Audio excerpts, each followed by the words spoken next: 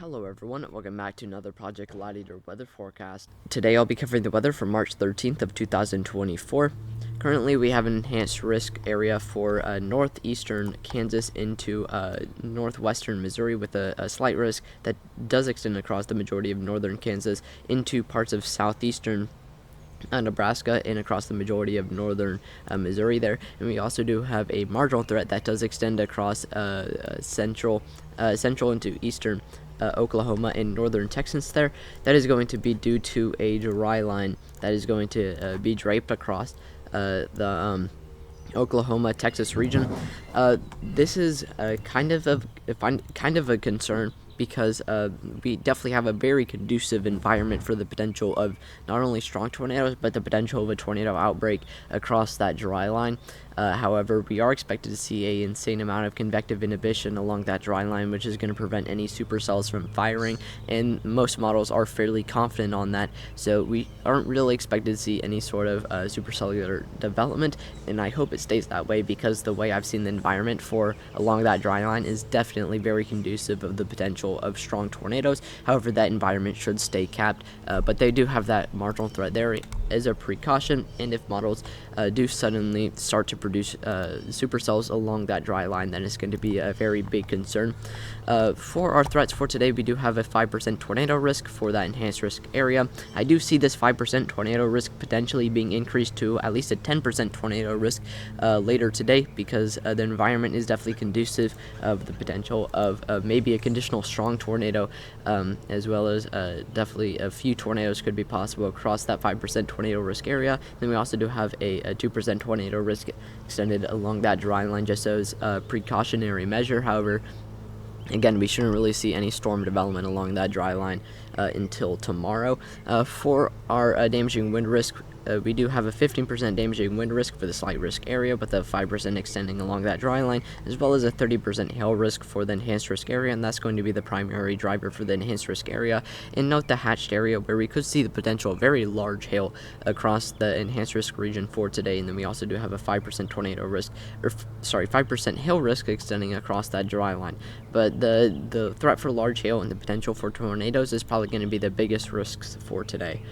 And then for tomorrow, we do have an enhanced risk for western Arkansas into eastern Oklahoma, as well as a very large slight risk which does extend into the Midwest, including the majority of Illinois and down into northeastern Texas there. And then we also do have a marginal threat that does extend into southern Michigan and northern Ohio there, so definitely a very large area for the potential of severe thunderstorms for tomorrow. For our risks for tomorrow, we do have a 5% tornado risk for the enhanced risk area. I do see this potentially being upgraded to a 10% tornado risk, and then we also do have a 2% that does extend into the Midwest as well as across the Ohio River Valley into northern Ohio there. This is going to be a combination of a warm front, which is going to be draped across the northern half of that risk, attached to a low pressure system, and then we are expected to see a dry line that is going to extend across the Mississippi River Valley, Central Plains, and into Texas there. And that's going to be the other risk for severe thunderstorms. The main area that I'm going to be watching for tomorrow is going to be the 5% tornado risk, which again may potentially be increased by tomorrow. Threats for damaging wind gusts do include a 15% tornado risk for that slight risk area. But for our hail risk, we do have a 30% hail risk with a hatched area where we could see the potential of very large hail for tomorrow as well as today. For our day 3 outlook, we do have a marginal threat for a lot of the Dixie states in the Mississippi River Valley, extending from eastern Texas into northern Georgia, where we could see the potential of an isolated severe thunderstorm. And then for day 4 to day 8 outlook, there's currently nothing that we're watching for. Taking a look at our WBC outlook, starting off with our excessive rainfall forecast. For today, we do have a marginal threat for the region of concern for the slight risk area, where we could see the potential of some isolated flash flooding. However, there shouldn't really be too much of a concern for flash flooding. For tomorrow, we do have a slight risk for flash flooding for the enhanced risk region, mainly across the Mississippi River Valley, where we are watching for the potential of severe thunderstorms. And then for our day 3 outlook, we do have a fairly large slight risk that is extending across a lot of the Dixie states into central Tennessee and back into eastern Texas, where we could be watching for some very widespread rainfall and the potential for some scattered flash flooding. However, we shouldn't really see anything significant with that on the 16th.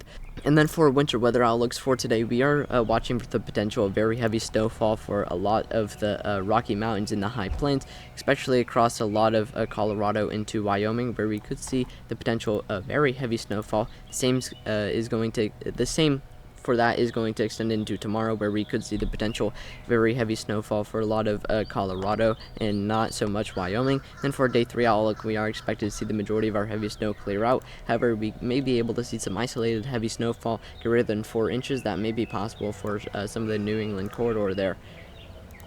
And then we can also take a look at our surface analysis and what we are expected to be watching as far as our surface setup and how that's going to affect our risk for severe thunderstorms.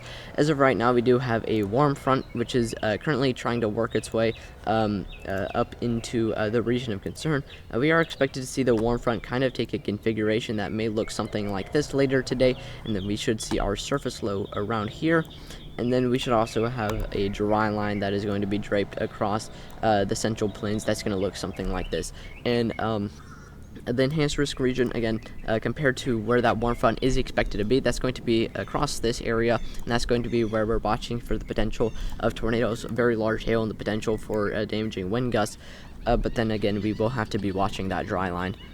Taking a look at our weather model, starting off with our 500 millibars like we usually do, we're going to be taking a look at the upper air system and what we are expected to see out from our 500 millibars, our 700 millibars, and our 200 millibars. Sorry if my video isn't really up to par with other videos. I am currently on vacation. I am outside in a Frankenstein-esque setup, and it is much harder for me to record, and I am limited on time, so everything's really against me for today with recording this video. However, please bear with me.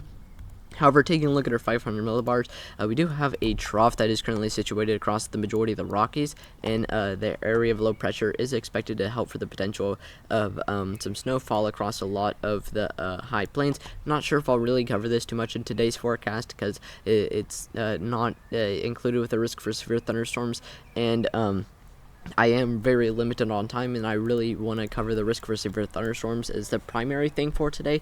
We are expected to see a shortwave trough that is going to advect out from this as well. We are expected to see, again, that shortwave trough I'll point it out here on our models here. And that is going to be the push that we're going to need to support the risk for severe thunderstorms across the central plains in that enhanced risk region along that warm front. We are expected to see mid-level flow that may be able to get upwards of the 40 to 30, potentially upwards of the 50 miles per hour as that shortwave trough arrives later this afternoon into the very late afternoon of tonight. Where we could definitely see the potential for those storms developing off of that shortwave trough. And you can also see our updraft helicity overlays already going wild as that shortwave trough arrives. So we should definitely see a very big push from that shortwave, and that should fire off the risk for severe thunderstorms with regards of our warm front. Taking a look at our 700 millibars and our low-level jet, so we can get an idea of how that's going to affect our tornado risk and our directional shear. For today, we are expected to see our very strong low-level jet that is going to increase as that shortwave trough increases and that shortwave trough moves into the area. That is going to increase our low-level jet and deepen our surface flow as a response. And we are expected to see a fairly vigorous low-level jet that may be able to get upwards of the 40 to 50 miles per hour, which is definitely going to support quite a lot of directional shear across this area. And we will look at directional shear after we finish off with our 200 millibars, and then we'll take a look at our bulk shear. But we should definitely see definitely fairly big tornado risk come out of this, because we should definitely see ample directional shear.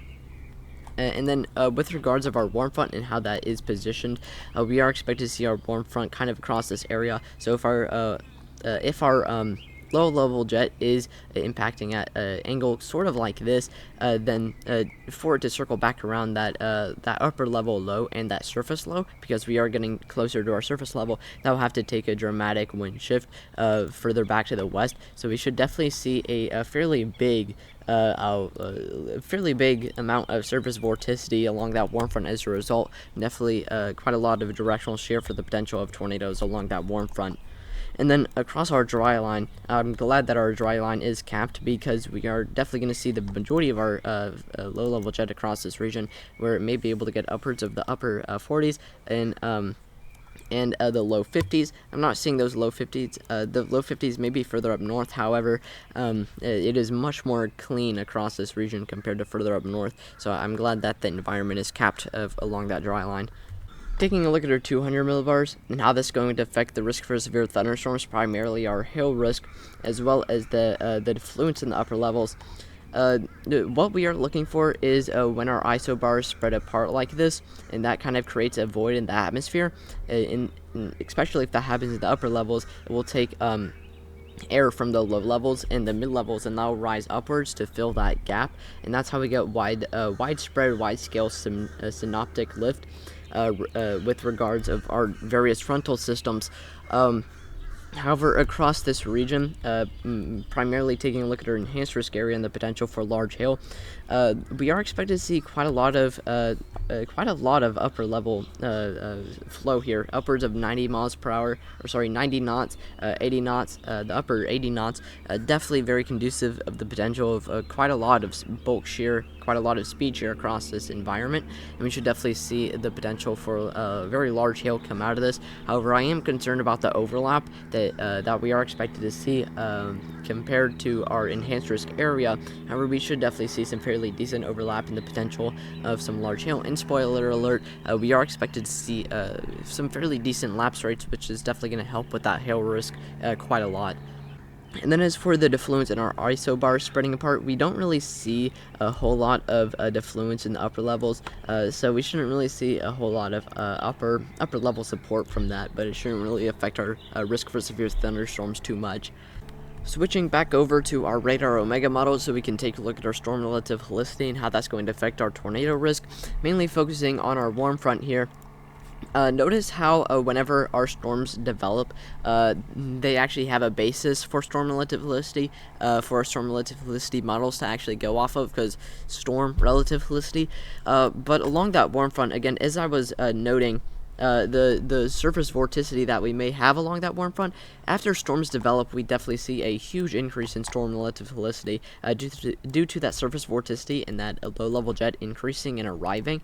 We are expected to see storm relative helicity values that may be able to get upwards of 40 to 50 or 400 to 500 of meters squared to second squared of storm relative helicity, as we could definitely see quite a lot of directional shear and definitely a quite big potential for tornadoes across this region, depending on our instability, which, spoiler, will be enough for the potential of for tornadoes. I'm not quite sure why the SPC doesn't have the tornado risk higher. It may be because of the issues that we're having with convective inhibition. However, on models, storms are firing, so again, I'm not really too sure why the tornado risk isn't a little higher. Taking a look at our speed shear and our bulk shear to get an idea of what our hail risk is going to look like, I'm going to switch to our hail outlook really quickly on our map, just so you know where we are looking.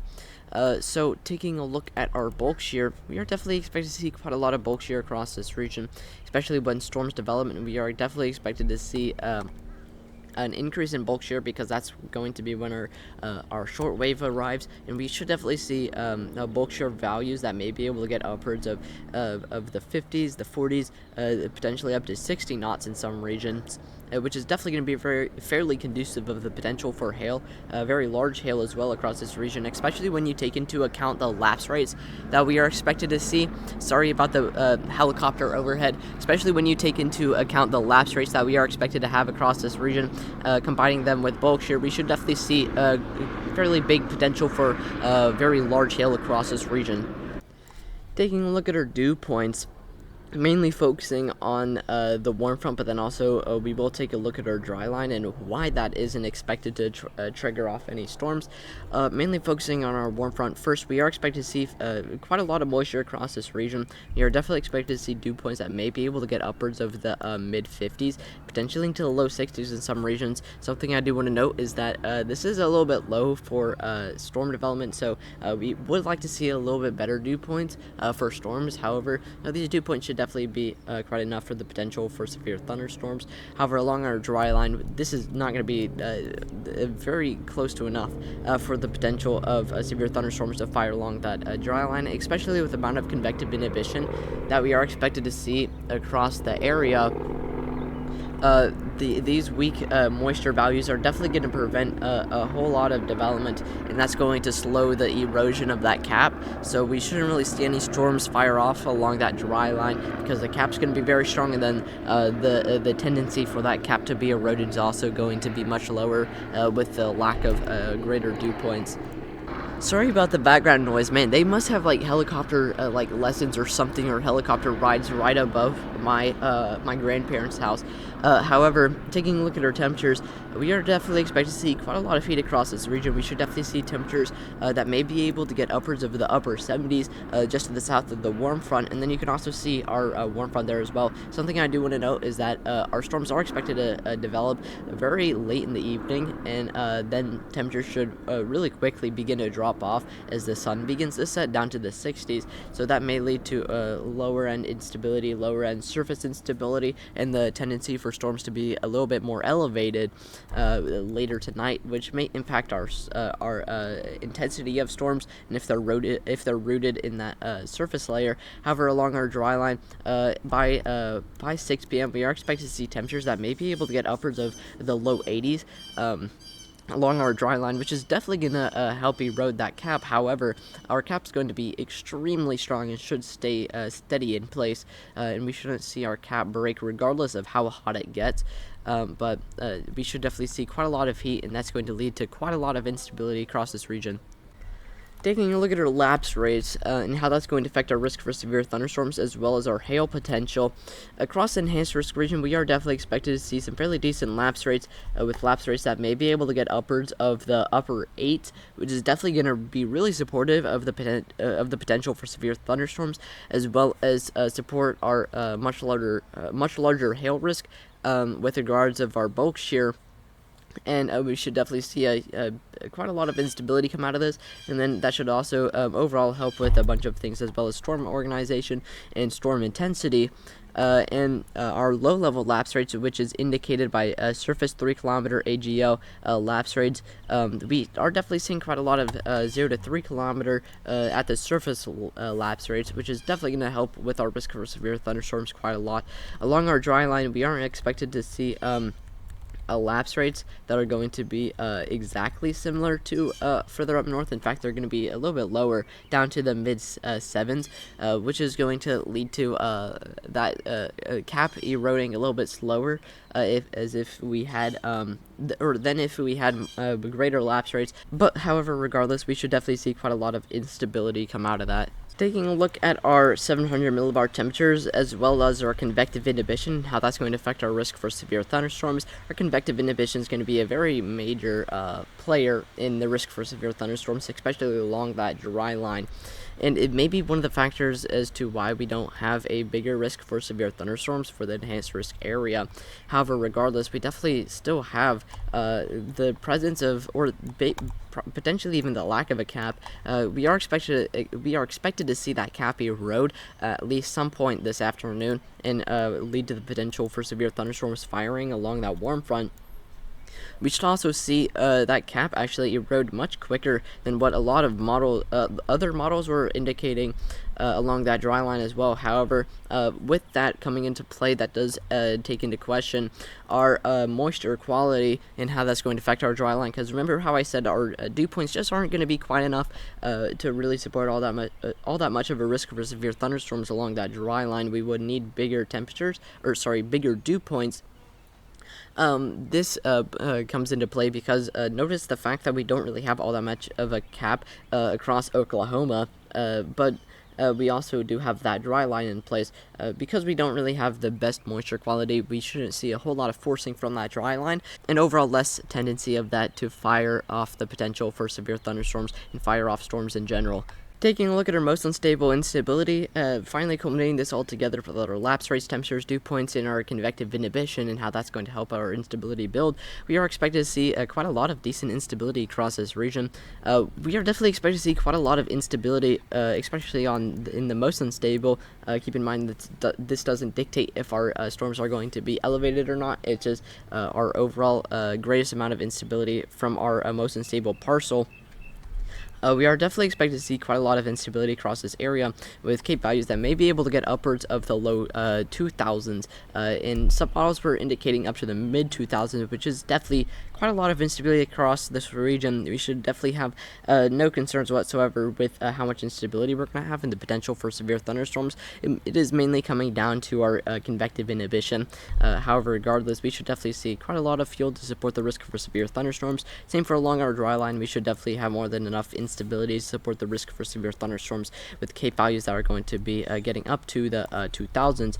Something I do want to note is that it's not really showing up on these most recent models. However, there was a vile setup that was across Oklahoma in the very late afternoon, very early morning, around midnight of the 13th. Which, if that didn't have a cap, that would be potentially a fairly big tornado outbreak.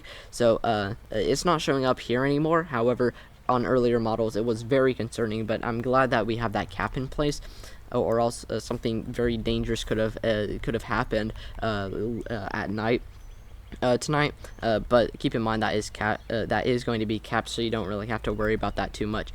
Taking a look at our surface-based instability and how that's going to affect the potential for surface-based storms, we are expected to see quite a lot of surface instability that's going to be translated down from our most unstable. However, along our warm front, keep in mind where our warm front is positioned. If you are going to be storm chasing, you're going to want to pick probably the furthest south cell, because that has more of the tendency for it to actually be rooted in the surface layer, because any storm that's just too far to the north may be outside of the warm sector, still may be attached to the warm front, but it may not be getting a whole lot of instability from our surface layer, and that's going to be elevated. So if you are storm chasing, make sure to pick a cell that's far enough south where it's in the warm sector, and the potential for it to be surface rooted if you want to see a tornado. Taking a look at our 0 to 3 kilometer instability and how that's going to affect the potential for tornadoes across this region and the overall risk for severe thunderstorms, mainly focusing on the warm front, we are expected to see a fairly decent 0 to 3 kilometer instability along the warm front there, and the risk for tornadoes in that enhanced risk area. Again, keep in mind the thing I was talking about with the cells being further south. If you want to see a tornado, if you're storm chasing, our 0 to 3 kilometer instability is also going to help with that, because that will allow for vertical stretching and allow for any horizontal vorticity to become vertical, and that should definitely help with the risk for severe thunderstorms across this region and the overall potential for tornadoes. Again, things are definitely coming together for the potential of tornadoes across this region. Taking a look at our energy helicity index values for the enhanced risk area in that 5% tornado risk, I am about to show you why I think it may be able to be increased to a 10% tornado risk just by our composites. Again, we don't really have a whole lot of SIN or convective inhibition that's really going to decrease the risk for tornadoes across this region. Again, our models are indicating that storms are expected to fire across this region. And we should see our storms fire in fairly decent energy helicity index values that may be able to get upwards of 3, 4, potentially even 5, which is definitely very supportive of the potential for tornadoes across this region, potentially even a strong tornado. And then, even indicated by our updraft helicity overlays, we could definitely see some very strong, sorry about that voice crack, very strong rotation. And then across the dry line, this is the vile environment I was talking about, where we could see energy helicity index values that may be able to get upwards of the upper 5 to low 6. And earlier model runs were indicating up to 7, which is very supportive of very strong tornadoes and a tornado outbreak. However, keep in mind this environment is expected to stay capped, so we shouldn't see this be released by any storms. However, if we didn't have that convective inhibition, then we would definitely have a much higher risk for tornadoes. Taking a look at our significant tornado parameter and how that's going to show our potential for a conditional strong tornado across this region. We are definitely seeing significant tornado parameter values that are getting up to 1 or 2, which is definitely indicative of the potential for at least a strong tornado. And then with regards of our energy helicity index values, we are definitely seeing fairly decent energy helicity index values that would indicate maybe the potential of a strong tornado across this region. So again, I wouldn't be surprised if we get a tornado risk that may be increased by the SPC later this afternoon. Taking a look at our significant hail parameter, just so we can get an idea of what our hail risk is going to be looking like. Take a look at just to the south enhanced risk region, where we have a little bit more overlap from our 200 millibar upper level jet streak. We definitely have a significant hail parameter values that are getting up to 2. Now, a lot of simulated soundings on models were indicating up to 2.7, 2.8, very indicative of the potential for very large hail across this region, and potentially damaging hail as well. So again, keep that in mind if you are storm chasing, or if you live in any of the affected areas for hail damage. I'm now completely choked on time, so I'm not really able to record our timing or our wind gust models. However, now that I've told you the weather, please go down to the description and check out the socials for Project Gladiator. Join the Discord for any updates on Project Gladiator. If you live in any of the affected areas that I covered for today, please stay with the alert for the time being. If you notice anything might have been wrong with this forecast, or would like to make a suggestion or ask a question, please leave a comment. 3 other channels I highly suggest you check out are One Nation Weather, Weather Watcher, and JaxonWX. Weather Watcher does make forecasts for Europe if you are interested in those, and hopefully I'll be able to see you guys tomorrow with another forecast.